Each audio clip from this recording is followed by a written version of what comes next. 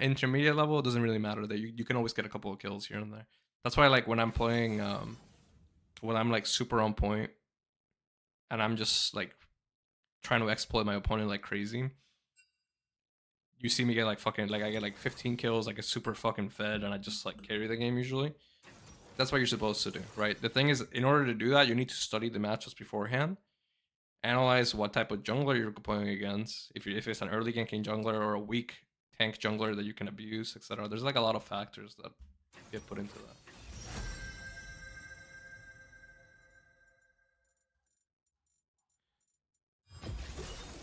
What is broken can be reforged. Can you explain why you would consider 4 waves instead of 3 wave? Well, 4 wave is it's just essentially like a stronger 3 wave. So they pretty much still serve the same purpose, right? It's except one gives you more time to recall or roam and get vision. And in theory, it also makes it so like when you have a 4 wave crash, which doesn't really happen too often, you're able to fight 1v2 against enemy jungle a lot better because the waves are more stacked up. Yo, I thought you were gonna play on LAN. I am. It's just don't worry. It's happening. I'm probably gonna be playing there for like weeks once I get rolling. So I'm trying to get my account a challenger in this region first, real quick, so I can go back and then play with my smooth ping. And this helps me like see some stuff out of matchups anyway, so it's not that bad.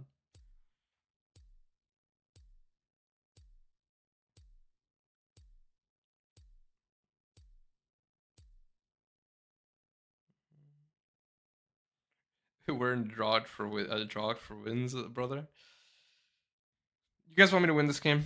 Like, you guys want me to win this game real bad? Is that what you want?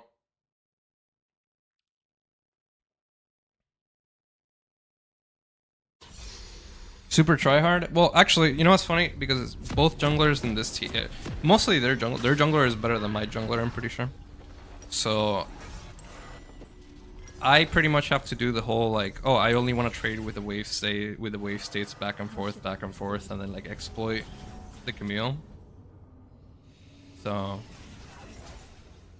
it's gonna be a bit fucked up. Actually, this is one of those games where I don't think I can impact it like crazy, but you'll see. I'll explain like as I'm like trading, or at least like somewhat. I don't wanna like talk too much. What shit's happening?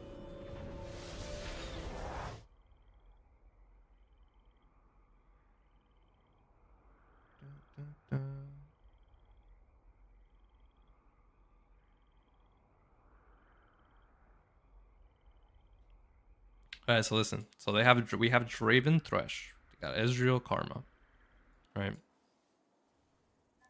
Interesting. So I think Kha'Zix is he's not gonna path immediately up to top side. I think he'd probably just path to like somewhere here, maybe do like an invade or something with both since bot and mid lane both have prior.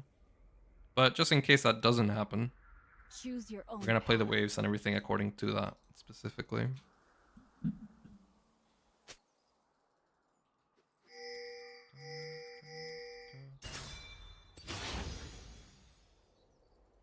Was doing a certain endurance plate instead of 3 pots? It's just preference thing. You can start with longsword if you want to as well. So I'm going to do 2 wave crash because I want to actually see what's happening.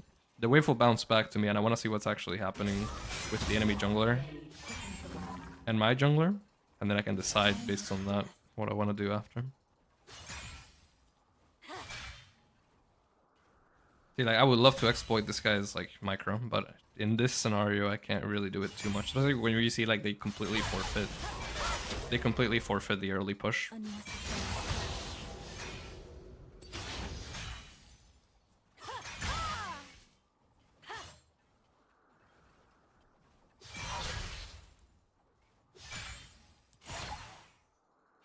Alright, so let's see.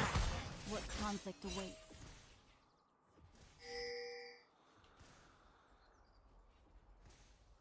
I'm gonna leave my ward here. And now, because we know that Hecarim is up there on the red, we're going to just play this very safe and wait for the wave to bounce back to us.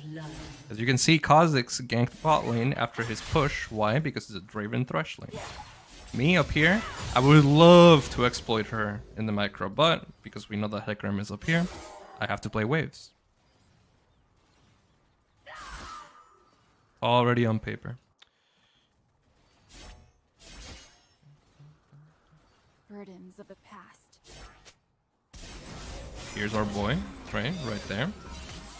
So now the wave's pushing to us, but it's taking a little bit. So it's we're probably gonna miss a couple minions, but it's fine because I'm gonna invade. I'm gonna kill this guy for trying to do this. Right?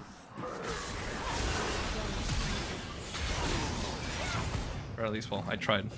The fast pony. All right, let me go back to my lane. Catch my minions. What does that happen? What does that do for me though? Me wasting my flash and ignite there, that means that I can't exploit her micro as much. Can't do that. Okay, flashed out. Now here, the only sad thing about this is that well, actually, I guess not sad. Is that, imagine if Camille had TP in this scenario, I'd be getting fucked super hard. An ally has been slain. An enemy has been slain. Push this as much as we can here. It must come to pass.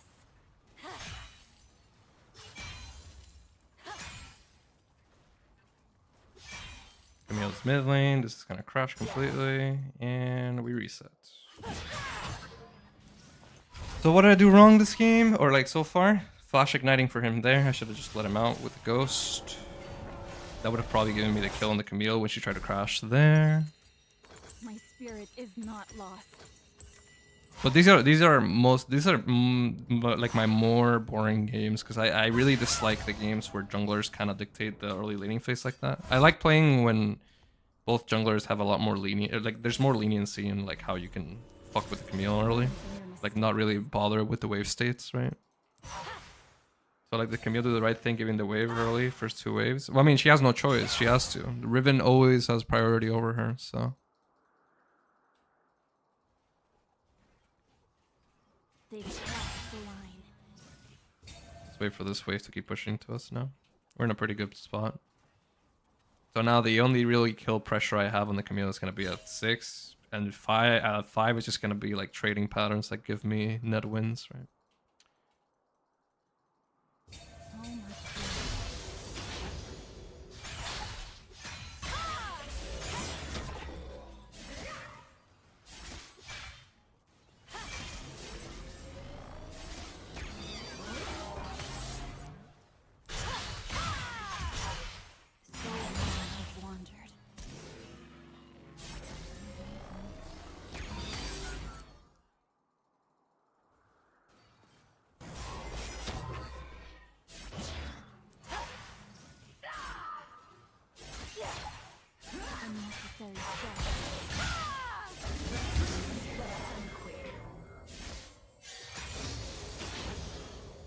I'm not gonna fight him, even though I want to, because I don't know where Hecarim is.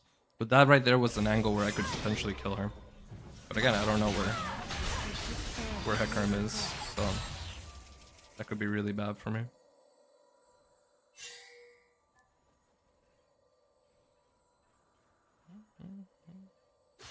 And my mid, yeah, Hecarim was up here, and my boy Silas just ran it, unfortunately.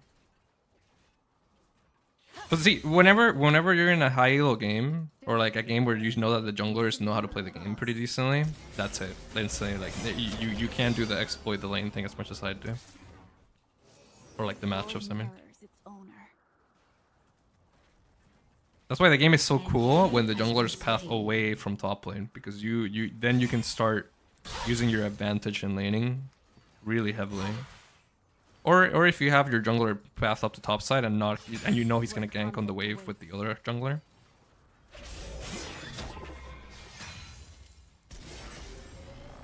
If she oversteps a little bit, I'm gonna kill her. Because she can't use her E on the wall unless I mistime my W. So if she even walks up here to like W me, she dies.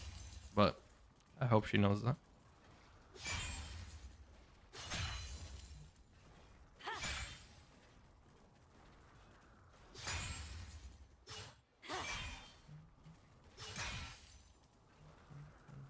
violence to end violence.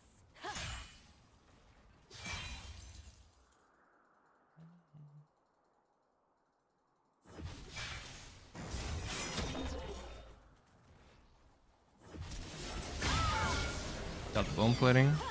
I think Hecarim should be on the bot side now because of the dragon, but this is an angle where Hecarim could be up here to kill me, and there's nothing I can do about it.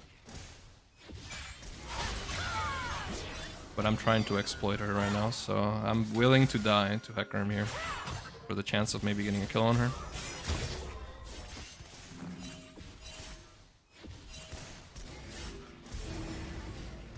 Burdens of the past.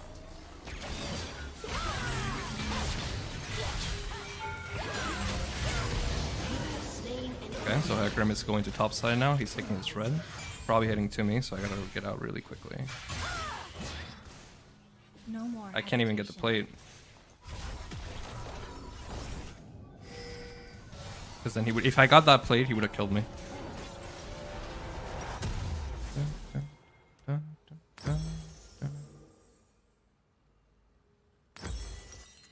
My spirit is not lost.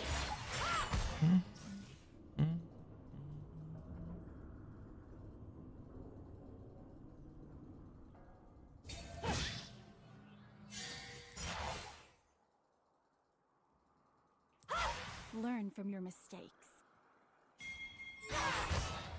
Yeah, he's gonna try to take the blue, so I'm gonna be here because the wave's slow pushing back to me.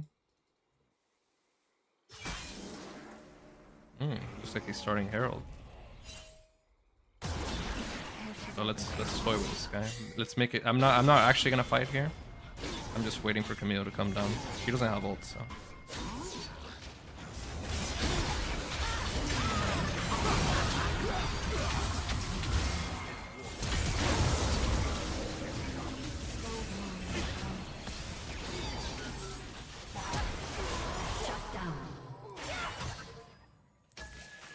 Double kill.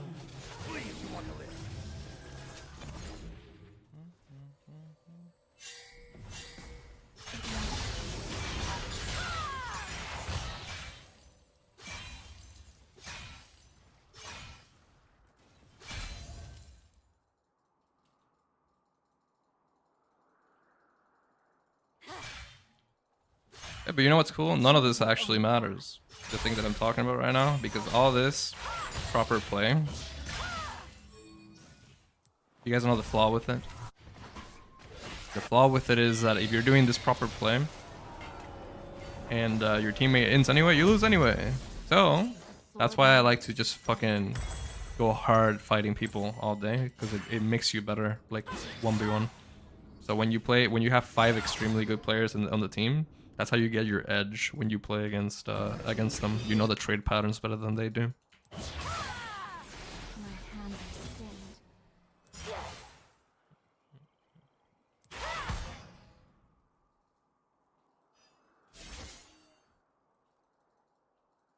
Yeah, but if you have a 5k gold lead on yourself and not your team spread, you still win that game if you know how to play. And if you're playing the proper champions for that. Here, oh, I could just trade and exploit her laning again, but I don't know where Hecarim is, and her ultimate's coming up. But you know what? He just used ultimate, so I'm gonna risk it. I think I can 1v2 if he does come up here. Taking it into account.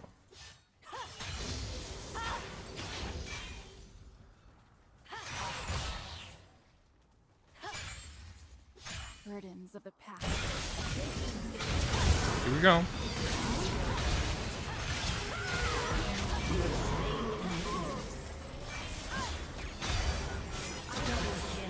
He just used his ultimate. He doesn't have it for the 1v2, so he just dies.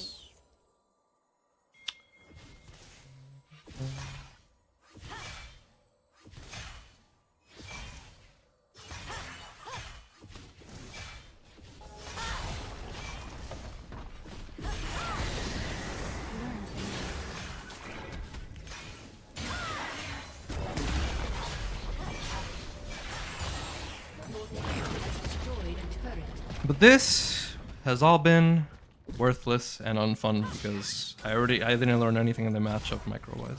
So don't give a fuck. Let's go bot lane. Oh, he got his ultimate now. My bot lane dies here. I want to kite him. Let's go. Good shit.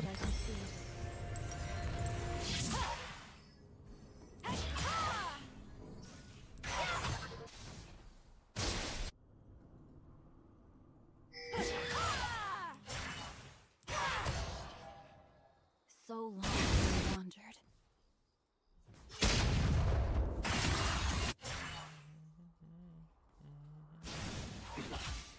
Wins. It's still didn't learn. I like that sentence. Like, oh, you didn't learn anything whether you lost or won. Is not lost. Yep, that's why I like playing like unique 1v1 matchups, like when I play against Fiora and all that, and I like playing that like constant trading predictive game because there it's always fun. It has like a very RPS style of trading that it's super fun to figure out. An enemy has been slain.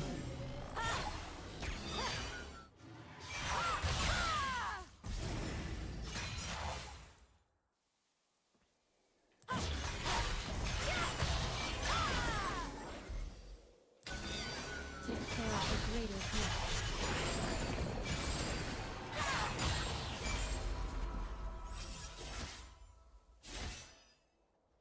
Oh, his ultimate's down. He just used it, so fuck it. We can stay up here, keep trading with him. Same thing as last time. Yeah, even if she comes, I think we can still kill.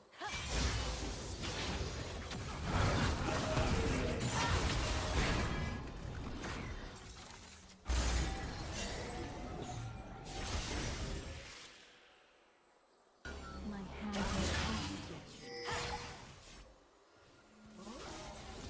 is We just feel RNG to guess what they'll do. Well, no, here's the thing. And if you're playing a game with reactions and predictions, the whole RPS thing is just like a defined way of like saying it, right? Or thinking about like the trades, but it's not truly like just guess rock paper scissors, right? It's because there's a fourth option when it comes to these games.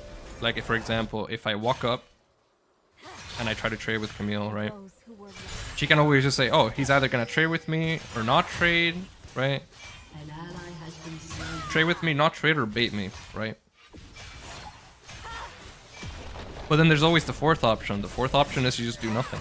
And the person is so fucking overwhelmed by the shit that's happening on the screen that they make mistakes. So it's never truly a guess.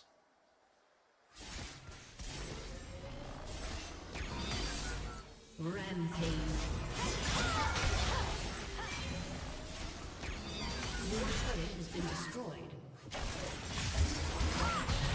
the time to talk is over.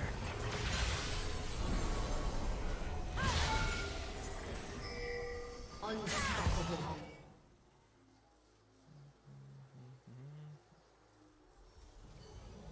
Reckless. What conflict Has destroyed a turret. Your team has destroyed a turret.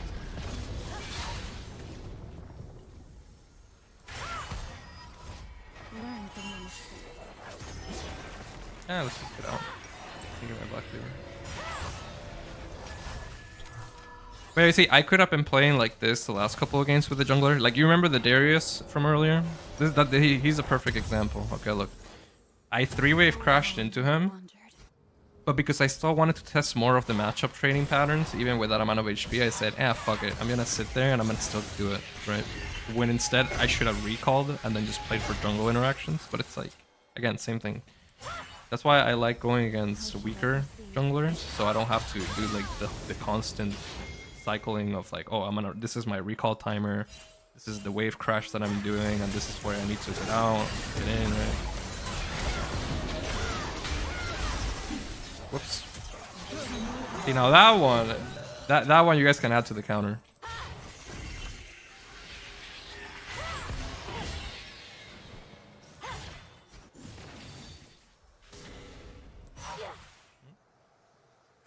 Get out. My spirit is not lost. Well, here's the thing. For in lower Ela, all the way until like Masters, you don't do what I just did. By the way, you can keep it in mind, right? But you're not supposed to say, oh, their jungler could be doing this and that, because your opponents are usually bad enough to the point where they're always doing a mistake mechanics wise, right? Which allows you to get fed from them. That's why, like, if you ever see me play in lower elo, I get like 40 fucking kills on my opponent. Why? Because I'm just like, fuck it. Like, I don't really care too much about the wave management states. But you can still play like that, right? It's just, it's gonna be less efficient if you're looking to get like high leads on your opponents.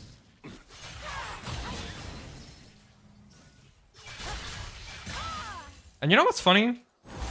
Looking at like the way pro play is done, one of the biggest issues that I think top laners have is that they're so scared to make mistakes and go for those situations that can net them like hard wins off of top lane.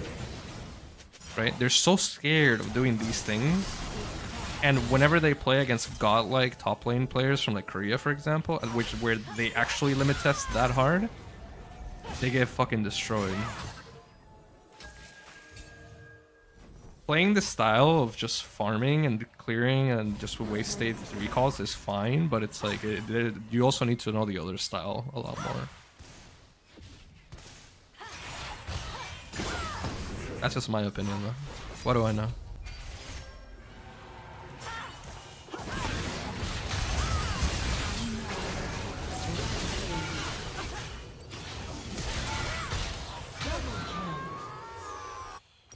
Double kill. And Karma got the shutdown? That's actually not bad. So in low elo and gold, the camp shouldn't even bother you. Because, again, the people are making so many micro mistakes. Let's say you walk to lane, level 1. Right there, you should already be fucking destroying them. But say that you don't, and you get level 2 ganked. And you die. You come back to lane, you're level 1, your opponent's level 3. You wait until you're like level 2 or get level 3 back, again, you win again. Why? Because they don't know how to trade properly, right? Now the thing is, the weird thing is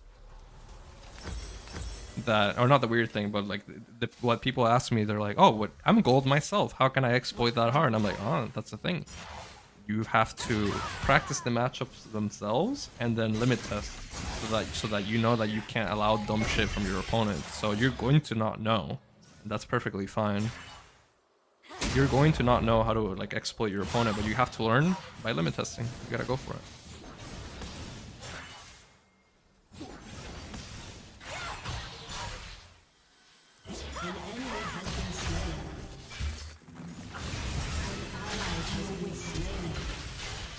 Is that another miss, boys?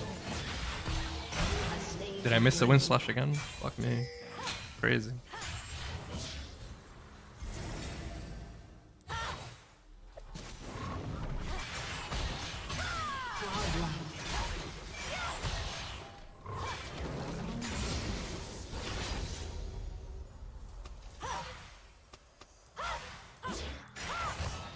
A summoner has disconnected. Victory!